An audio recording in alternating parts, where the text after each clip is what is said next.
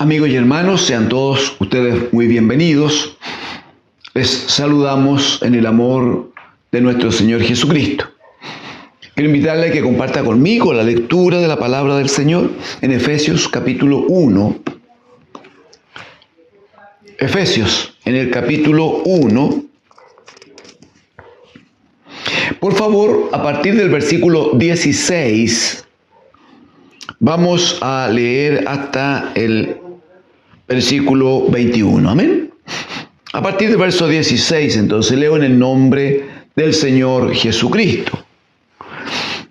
El apóstol dice: no ceso de dar gracias por vosotros, haciendo memoria de vosotros en mis oraciones. ¿Para qué?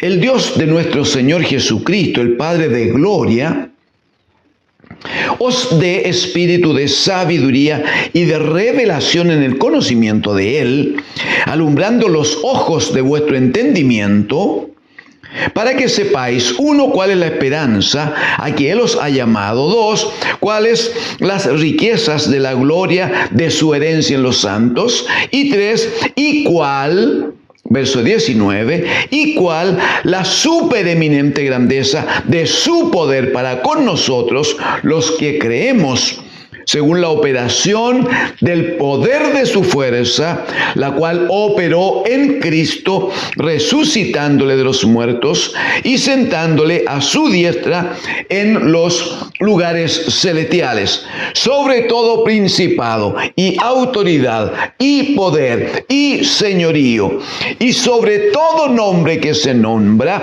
no solo en este siglo, sino también en el venidero. Amén. Amén al Señor. Debo decir, hermanos y amigos, que hemos trabajado antes, en los días anteriores, acerca de cómo es que el Evangelio de Dios descansa en estas tres declaraciones, esta verdad compuesta de tres declaraciones preciosas nomás, ¿no? Que tanto nos han bendecido. Y es que, como dirá Pablo a los Corintios en el capítulo 15, que Cristo murió por nuestros pecados conforme a las Escrituras, y que fue sepultado, y que con poder el Padre le levantó de entre los muertos, conforme también a las Escrituras. Entonces hemos observado antes lo glorioso que es que Cristo el Señor, que muera por nosotros, aleluya. Él murió, el justo por los injustos, dirá el apóstol, para llevarnos a Dios. Él se entregó por nosotros, Él pagó el precio, gloria a Dios. Pero también sepultó Él nuestros pecados, ¿no? En las profundidades de la mar, como dirá Miqueas en el capítulo 7.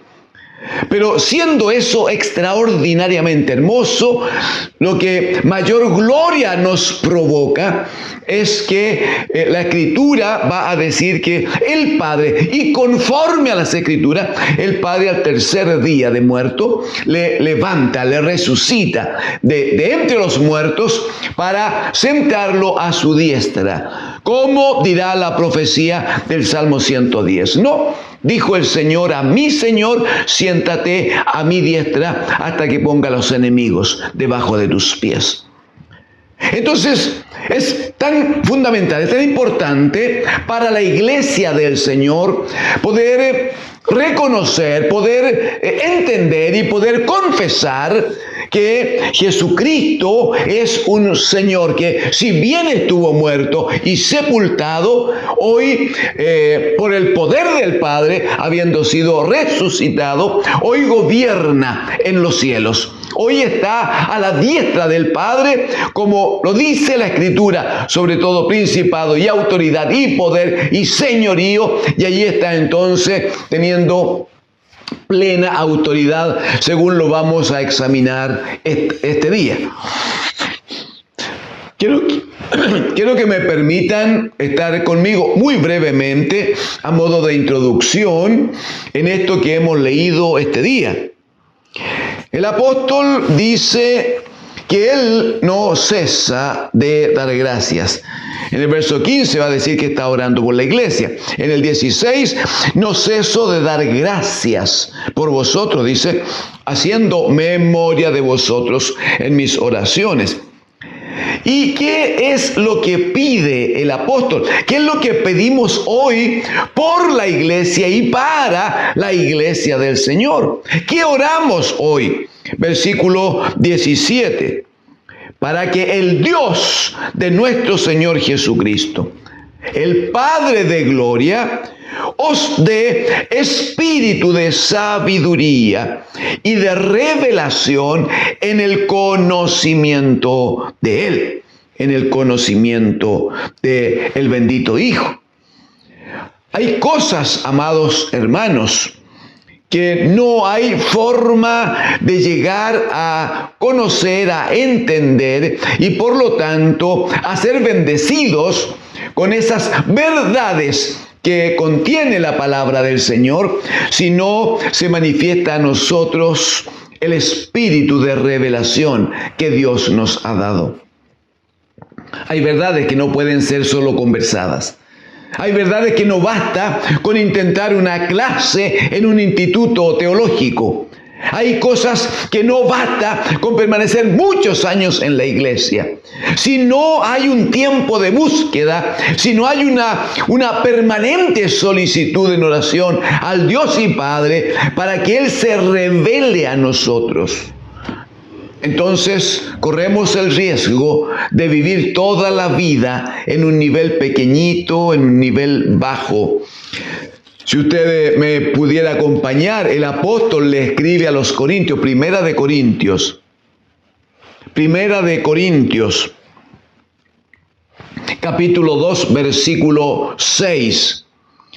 ¿Por qué hablamos de que si no conseguimos revelación, no conseguimos trato del Espíritu, vamos a ser siempre pequeñitos?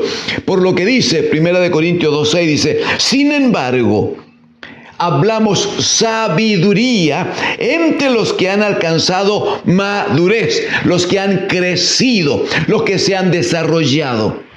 Y dice, y sabiduría, no de este siglo, ni de los príncipes de este siglo, que perecen, mas hablamos sabiduría de Dios en misterio. Ese es el punto, ¿se fijan?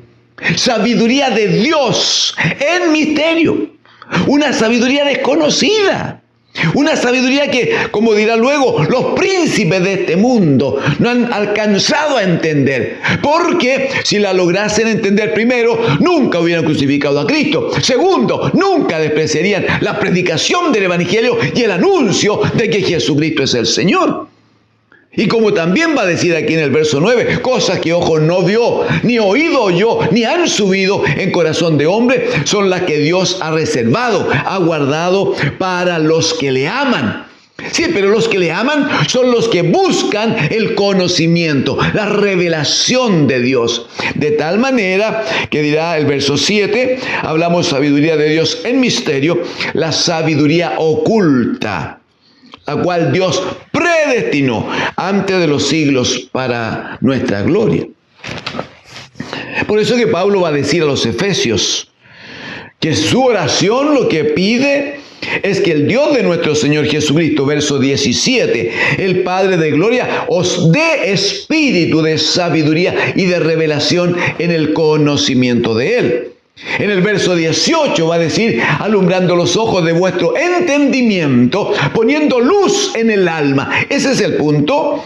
¿Para qué? Y señala tres cosas que un cristiano no puede, hermanos amados, un hijo de Dios, no puede no tener como un soporte firme, absoluto en su vida espiritual.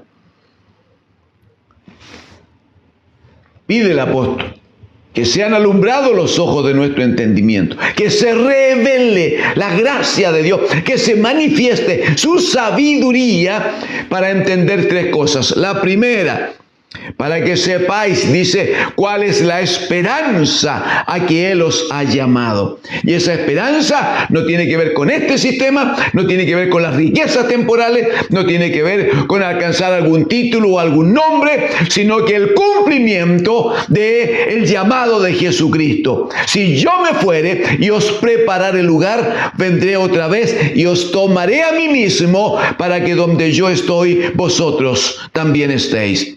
¿Cuál es la esperanza a que Él os ha llamado? Segundo, en el mismo versículo 18, ¿cuáles las riquezas de la gloria de su herencia en los santos? ¿Cuáles las riquezas de la gloria de su herencia en los santos?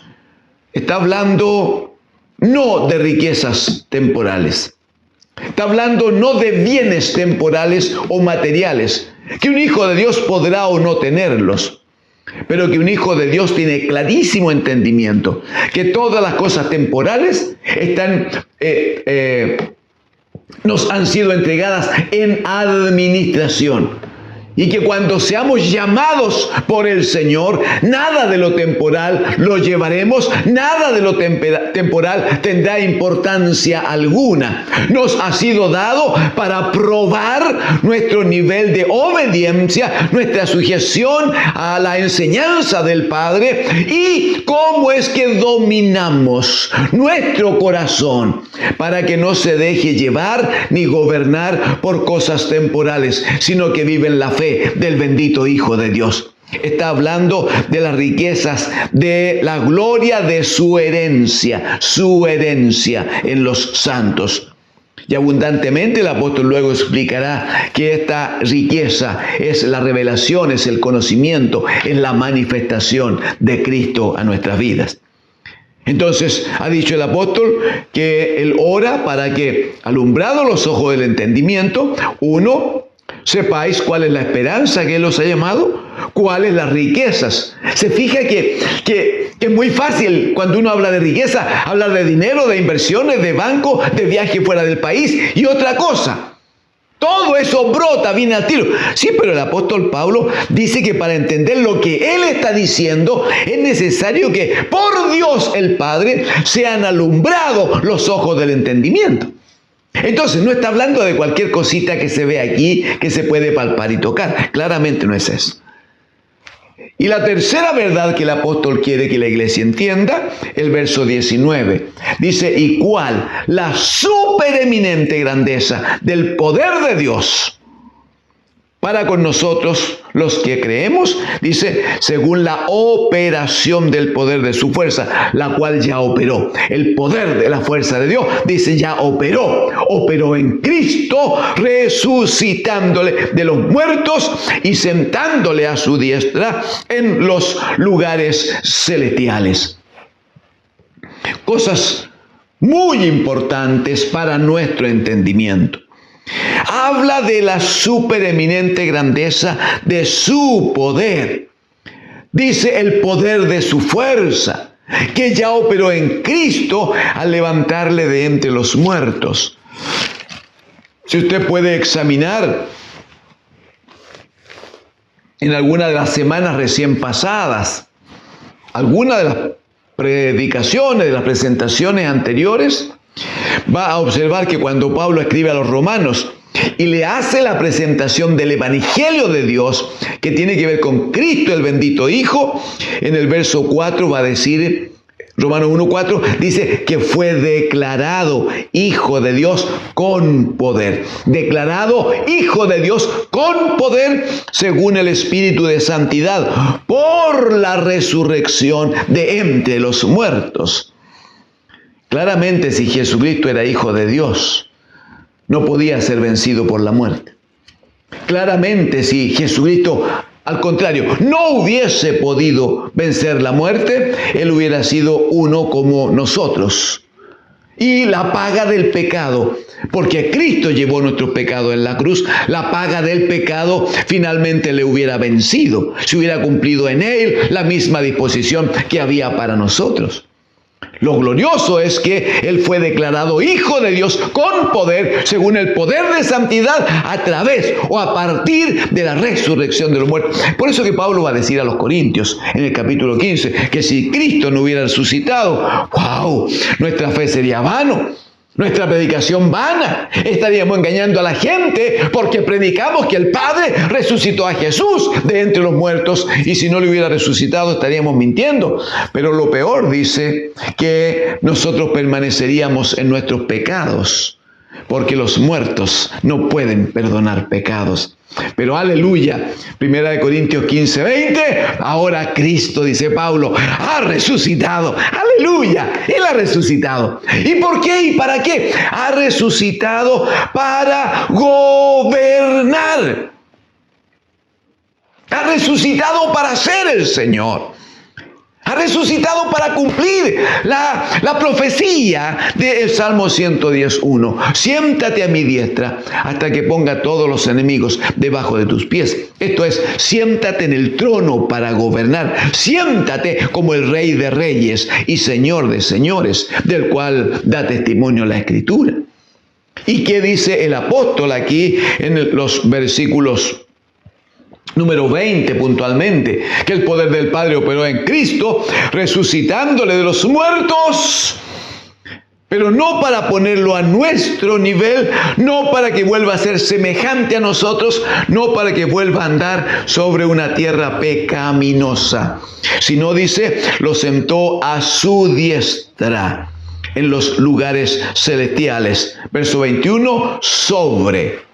Aleluya. Lo pone sobre todo principado y autoridad y poder y señorío, y sobre todo nombre que se nombra no solo en este siglo, sino también en el venidero,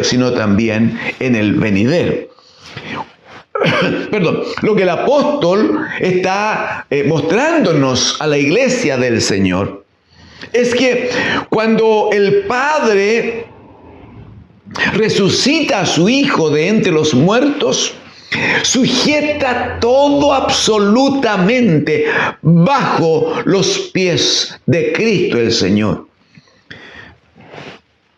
Permítame algo. Cuando Cristo muere, Pablo lo dice a los Corintios en el capítulo 15, muere conforme a las Escrituras, muere cumpliendo las Escrituras. Por lo tanto, no muere por casualidad, sino que en obediencia a un proyecto, a un programa del Padre. Cuando Cristo es sepultado, también lo hace conforme a las Escrituras, y allí está Miqueas en el capítulo 7. Pero cuando Cristo es resucitado de los muertos, también lo hace de acuerdo y conforme a las Escrituras. Estaba escrito que Dios, el Padre, no permitiría que su amado viera corrupción, ni dejaría su cuerpo en el Hades, en el lugar de los muertos. Pero también estaba escrito que debía sentarse a la diestra del Padre para gobernar. Y para la iglesia, hermanos, esto tiene un valor trascendente. Es muy importante. Solo voy a hacer hoy la referencia, luego desarrollaremos algo de esto, porque en Efesios capítulo 6, en el versículo 12, va a decir a la iglesia, dice el apóstol, porque no tenemos lucha contra sangre y carne, sino contra principados, contra potestades, contra los gobernadores de las tinieblas de este siglo, contra huestes de maldad en las regiones celestes. Dice que la iglesia mantiene una lucha permanente, pero es una lucha espiritual. Es una lucha que se enfrenta constantemente a los distintos niveles de autoridad que los ejércitos de Satanás, ordenados por él, están dando contra la iglesia del Señor.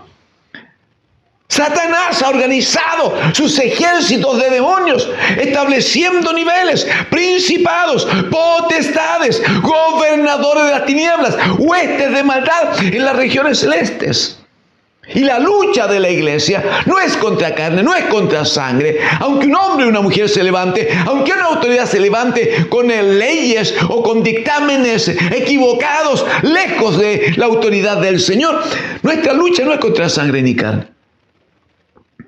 Nuestra lucha es contra estas potestades malignas que quieren atacar y afectar, o que atacan y quieren afectar a la iglesia. ¿Cuál es la verdad sobre la cual la iglesia se afirma? ¿Cuál es la verdad sobre la cual la iglesia toma fuerza, toma valor y autoridad? Que cuando el Padre levanta a Jesús de entre los muertos, lo pone a Él. Aleluya, lo pone a Él sobre todo principado, sobre toda potestad. Está dicho en el verso 21. Sobre todo principado y autoridad y poder y señorío. Bueno, pero eso fue, dirá alguien, cuando resucitó. No. Dice, y sobre todo nombre que se nombre, no solo en este siglo, sino también en el venidero. Y la primera frase del verso 22 dice, y sometió todas las cosas debajo de sus pies. Usted entiende como yo que ese sometió es porque el Padre usó toda la supereminente grandeza de su poder, aleluya, y la puso sobre su bendito Hijo cuando le dice, siéntate a mi diestra. Toda la supereminente grandeza del poder de Dios se manifiesta en Cristo entonces. Y el Padre lo pone, lo ubica absolutamente sobre todas las cosas. No hay nada más alto, no hay nada más grande, no hay nada más poderoso y no hay nada más eterno que nuestro bendito Señor Jesucristo, que levantado de entre los muertos gobierna a la diestra de Dios, nuestro bendito Padre y Señor. Amados hermanos y amigos, no predicamos a un Cristo muerto, no predicamos a una figura sin vida, no predicamos a alguien que fue vencido, ni siquiera pudo ser vencido por la muerte. Predicamos a aquel que, habiendo hecho un proceso de redención tan hermoso y tan grande, hoy gobierna, hoy vive, hoy reina, hoy está sentado a la diestra de Dios el Padre. Y como lo veremos en las próximas sesiones, Él, además de gobernar en plena autoridad, está a la diestra del Padre, intercediendo por nosotros. ¿Cómo no va a ser precioso? ¿Cómo no va a ser hermoso poder honrar a Jesucristo el Señor y declarar con nuestra voz, con nuestra alma, declarar con fuerza ante principados y ante potestades, declarar que Jesucristo es nuestro Señor. Aleluya, que en Él vivimos, en Él nos movemos y en Él somos, como dice el apóstol en Atenas. Amigos y hermanos, que Dios, el Señor, les bendiga. Si alguno estaba afectado, atemorizado, le preocupaba el futuro, le preocupaba la cosa política, venga, corra, acérquese, póngase bajo el gobierno de Cristo el Señor. Él es el gran Señor de todos los tiempos. Él es el Señor de los cielos y de la tierra y quiere gobernar su vida para que usted viva en su paz y bajo su bendición. Que el Señor siga con ustedes. Amén.